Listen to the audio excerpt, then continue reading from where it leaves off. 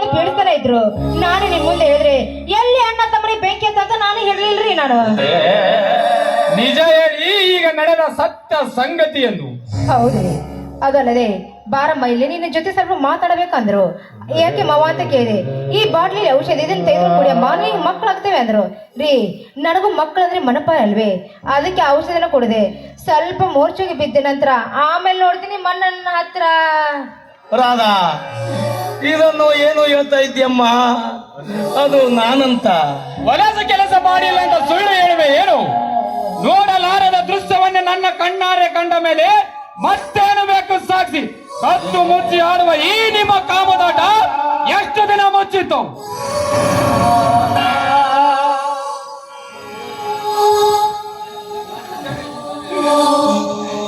ತಮ್ಮ ಸ್ವಾಮಿ, ನಾನು ನಿಜ ಹೇಳ್ತಿದ್ದೀನಿ ಸ್ವಾಮಿ. ಇಷ್ಟ ದಿನ ಅಲ್ಲದೆ ಇವನು ಆಗಾಗ ನಮ್ಮನ್ನು ಬರ್ತಾನೆ ಇದ್ದ. ಅದಕ್ಕೆ ಇವತ್ತ ನಿಮ್ಮ ಕಣ್ಣಾರೆ ನೀವೇ ನೋಡಿದ್ರಿ ಸ್ವಾಮಿ, ನೀವೇ ನೋಡಿದ್ರಿ. ಏನಂತ ಈ ಚಂಡ?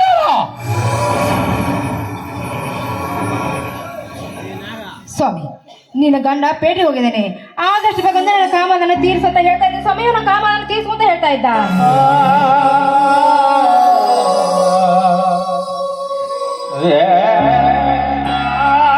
ರಾಧಾ, ರಾಧಾ, ಇದೆಂತ ಅದ್ಭುತವಾದ ಕಥೆಯನ್ನು ರಚಿಸಿ ನಿರ್ಮಿಸಿದೆಯಮ್ಮ ನೀನು. ಯಾರು ಅಭಿನಯಿಸಲಾರದ ಈ ನಿನ್ನ ಕುವಕ ನಾಟಕವನ್ನು ನಟಿಸಿ ಈ ನಿನ್ನ ಮಾವನನ್ನು ಕೆಟ್ಟವನನ್ನಾಗಿ ಮಾಡಿಬಿಟ್ಟೆ.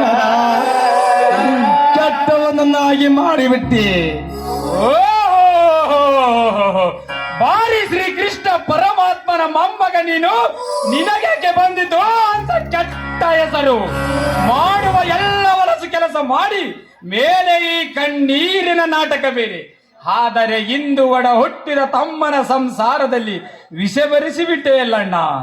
ನಾಚಿಕೆಯಾಗುವುದಲ್ಲವೇ ನಿನ್ನ ಜನ್ಮಕ್ಕೆ? ತಮ್ಮನ ಹೆಂಡತಿ ಎಂಬ ಭಾವನೆ ಆದ್ರೂ ಮೂಡಬಾರದಿತ್ತೇ ನಿನ್ನ ಆತ್ಮದಲ್ಲಿ. ಎಂತ ಮೋಸ ಮಾಡಿಬಿಟ್ಟೆ ಅಣ್ಣ, ಎಂತ ಮೋಸ ಮಾಡಿಬಿಟ್ಟೆ. ನಿನ್ನಂತ ಕಾಮುಕನಿಗೆ ಅಣ್ಣ ಎನ್ನಲೇ ನನಗೆ ನಾಚಿಕೆಯಾಗುತ್ತಿದೆ. ನಿಜವಿದೆ ತಮ್ಮ ಈ ನನ್ನ ಮಾತು. ಪ್ರತ್ಯಕ್ಷ ಕಂಡರೂ ಪ್ರಮಾಣಿಸಿ ನೋಡಬೇಕು. ಆದರೆ ಕದ್ದು ಮುಚ್ಚಿ ಹಾಲು ಕುಡಿಯುವ ಬೆಕ್ಕನ್ನು ಮನೆಯ ಒಡೆಯನನ್ನು ನೋಡಿ ನಿಂತಾಗ ಹಾಲು ಕುಡಿಯುವ ಬೆಕ್ಕು ಸಾಕಿದ ಬೆಕ್ಕು ಆದರೆ ಅದು ಅಲ್ಲೇ ನಿಲ್ಲುತ್ತದೆ. ಅಡವಿಯ ಬೆಕ್ಕಾದ್ರೆ ಒಡೆಯನನ್ನು ಕಂಡ ತಕ್ಷಣ ಓಡಿ ಹೋಗುತ್ತದೆ. ತಮ್ಮ, ಇಷ್ಟಾದರೂ ಕೂಡ ತಮ್ಮ ನೀನು ಏಕೆ ಅರ್ಥ ಮಾಡಿಕೊಳ್ಳಬಾರದು? ಎಲ್ಲರ ವೇದಾಂತ ಕಟ್ಟಿ ನನ್ನ ಮುಂದೆ ಮಾತನಾಡಬೇಡ. ನೋಡು, ಇನ್ನು ನೀನು ಈ ಮನೆಯಲ್ಲಿ ಯಾವ ಇನ್ನು ಮೇಲೆ ನೀನು ಈ ಮನೆಯಲ್ಲಿ ಯಾವ ಸೂಳೆಯನ್ನಾದ್ರೂ ತಂದು ಆಳಿಕೊಂಡಿರು. ನನ್ನ ಹೆಂಡತಿ ಕಟ್ಟಿಕೊಂಡು ನಾನೇ ಮನೆ ಬಿಟ್ಟು ಹೋಗುತ್ತೇನೆ. ಬಾರಾದ ಹೋಗೋಣ. ಬನ್ನಿ ಸ್ವಾಮಿ, ಇವ್ರ ಮನೆಯಲ್ಲಿ ಮುಗಿದ ಕೆಲಸ. ಬನ್ನಿ, ನಾವು ಹೋಗಿ ಬೇರೆ ಮನೆ ಮಾಡೋದಾಯ್ತು. ನಿಲ್ಲು ರಮೇಶ, ನೀವು ಈ ಮನೆಯಿಂದ ಕಾಲು ಕಿತ್ತರೆ ನನ್ನ ಆಣೆ ಆಗಿದೆ. ಅಂದು ನನ್ನ ಎತ್ತಮ್ಮನಿಗೆ ನಾನು ಕೊಟ್ಟ ವಚನವನ್ನು ಪಾಲಿಸಬೇಕಾದರೆ ನೀವೇ ಈ ಮನೆಯಲ್ಲಿ ನಗು ನೋಡ್ತಾ ಇರಬೇಕು. ಅಂದು ನನ್ನ ತಾಯಿ ಸಾಯುವ ಮುನ್ನ ಏನು ಹೇಳಿದಳು ಗೊತ್ತೇ ಮಗು ಶಿವಣ್ಣ? ಈ ನಿನ್ನ ತಾಯಿ ಈ ಮಣ್ಣಿನ ಋಣವನ್ನು ತೀರಿಸಿಕೊಂಡು ಮಾಯವಾಗುತ್ತಿದ್ದಾಳೆ. ಹೋಗುವ ಮುನ್ನ ನನ್ನದೊಂದು ವಚನ ಪಾಲಿಸು. ಈ ನಿನ್ನ ಬೆನ್ನ ಹಿಂದೆ ಬಿದ್ದ ಈ ನಿನ್ನ ತಮ್ಮ ರಮೇಶ ಹಾಗೂ ಜ್ಯೋತಿಯ ಜೀವನದ ಭಾರ ನಿನ್ನ ಮೇಲಿದೆ.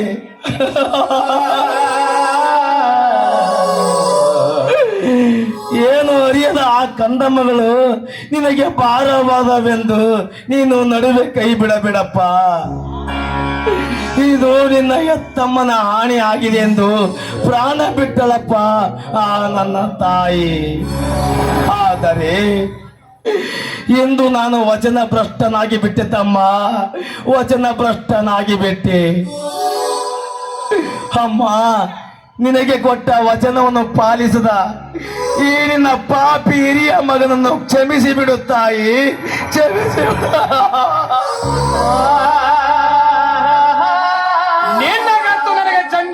ಹೊತ್ತು ಇಂಥ ಸಮಯದಲ್ಲಿ ತಾಯಿಯನ್ನು ನೆನೆದು ಕಣ್ಣೀರಾಕಿದರೆ ತಮ್ಮನ ಮನಗ ಕರಗುವುದೆಂದು ಕಣ್ಣೀರಿನ ನಾಟಕವಾಡಬೇಡ. ನೋಡು, ಇನ್ನು ಮೇಲೆ ಈ ಮನೆಯಲ್ಲಿ ನೀನಿರಬೇಕು ಒಂದು, ಇಲ್ಲ ನನ್ನ ಹೆಂಡತಿ ಕಟ್ಟಿಕೊಂಡು ನಾನಿರಬೇಕು ಒಂದು. ಇವತ್ತು ಇದರಲ್ಲಿ ಯಾವ್ದಾದ್ರೂ ಒಂದು ತೀರ್ಮಾನ ಹಾಗೇ ಬಿಟ್ಟಿ. ರಮೇಶ, ಈ ಮನೆಯಲ್ಲಿ ನೀನೇ ನಗು ನಗುತ್ತಾ ಇರು, ನಾನೇ ಮನೆ ಬಿಟ್ಟು ಹೋಗುತ್ತೀನಿ. ಆದರೆ ಒಂದು ವಿಚಾರ,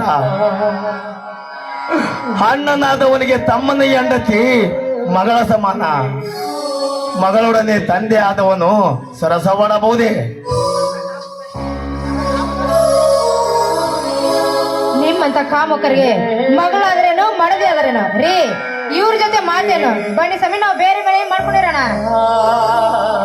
ಇಲ್ಲ ಮಹಾರಾಜ, ನಾನು ಆಗಲೇ ಹೇಳಿದವೆ, ನೀವೇ ಈ ಮನೆಯಲ್ಲಿ ಇರಬೇಕು, ನಾನೇ ಮನೆ ಬಿಟ್ಟು ಹೋಗ್ತೀನಂತ. ತಮ್ಮ, ನಾನೇ ಮನೆ ಬಿಟ್ಟು ಹೊರಟು ಹೋಗುವ ಮುನ್ನ ಒಂದು ಮಾತು ಹೇಳ್ತೀನಿ, ನೆನಪಿಟ್ಟು ಕೇಳು. ತಟ್ಟಿದರೆ ಕುರುಳಾದೆ, ಸುಟ್ಟರೆ ನೊಸೂಲಿಗೆ ವಿಭೂತಿಯಾದೆ. ತಮ್ಮ,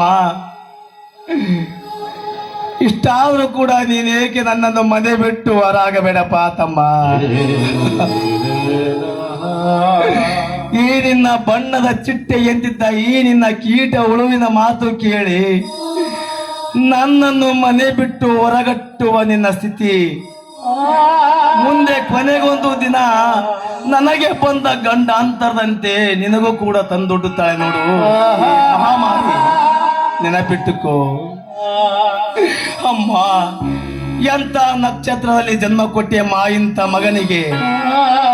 ಹುಟ್ಟಿದರೆ ಹುಟ್ಟಬೇಕಮ್ಮ, ನಿನ್ನಂತ ಹೊಟ್ಟೆಯಲ್ಲಿ ಹುಟ್ಟಬೇಕು, ಇಂಥ ಮಗನಾಗಿ ಹುಟ್ಟಬೇಕು. ತಮ್ಮ, ಇಂದಿಗೆ ಮುಗಿಯಿತಪ್ಪ ಈ ನನ್ನ ಮನೆ ಋಣ. ದೇವ ಮಂದಿರದಂತೆ ಇದ್ದ ಈ ನನ್ನ ಮನೆ ಇಂದು ನನ್ನ ಪಾಲಿಗೆ ಮಸಣವಾಯಿತೆ. ಅಯ್ಯೋ ನನ್ನ ದೈವವೇ,